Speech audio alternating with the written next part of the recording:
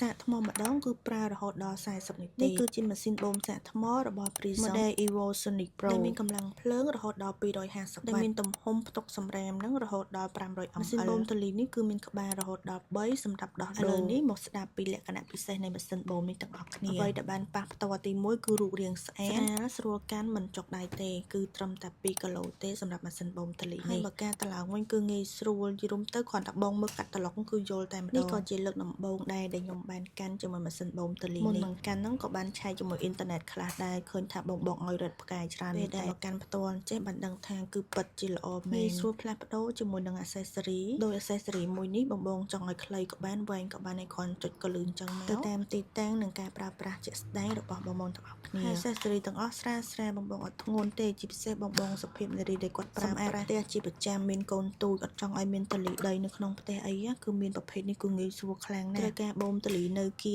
នដែលបងអាចប្រើក្បាលធំបានណាអាចប្រើទូចនេះបានហើយខ្ញុំពេញចិត្តខ្លាំងគឺក្បាលបូមនេះក្បាលបូមវិញគឺអត់រឹងទេបងត្រូវការបត់ឆ្វេងស្ដាំអីគឺងាយស្រួលមែនតើពេលបូមអីបងគាត់តែកាន់ចុចប៊ូតុងបិទបើកហ្នឹងមកហើយក៏មានកន្លែងដើម្បីបងកំណត់ជាមួយនឹងល្បឿនដែរលេខ1លេខ2លេខ3ហើយក៏មាន LED ដើម្បីបង្ហាញជាមួយនឹងថាមពលថ្មដែរខ្លាំងងាយស្រួលហើយម៉ាស៊ីនបូមមានភ្លើងហើយពេលបូមហ្នឹងគឺមានភ្លើងពណ៌បៃតងនេះទៀតបងតលីដីទូចអីក៏មើលឃើញដែរពីបូមតលីហើយគឺត្រូវការចាក់តលីចោលហើយចំណុចតូចនេះគឺធ្វើឲ្យ model នេះលូកដាច់ខ្លាំងគ្រាន់តែចុចកលឹកមួយគឺបងអាចបើកគម្របដែលអូតូចេះហ្មងទាំងការប្រើទាំងការសម្អាតគឺកាន់តែងាយស្រួលអត់សាំញ៉ាំអត់បាក់ទេបងដែលគាត់អត់ធ្លាប់ប្រើគាត់អាចប្រើបានដែរម៉ាស៊ីននេះគឺអត់មានស្ពេចញ៉ៃច្រើនទេហើយសំខាន់មាន filter កន្លែងដៃនេះទៀតពីជាមួយនឹងមេរោគរហូតដល់ 99.97% ពេលកាន់បូមអីអត់ឲ្យទលីដីមកប៉ះពាល់សុខភាពបងទាំងអស់គ្នាទេហើយមកងាកមើលតម្លៃវិញបងមួយឈុតនេះគឺត្រឹមតែ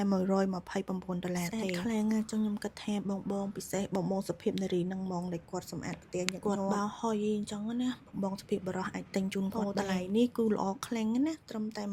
$129តែប៉ុណ្ណោះព័ត៌មានបន្ថែមទៅមកក្រុមការងារ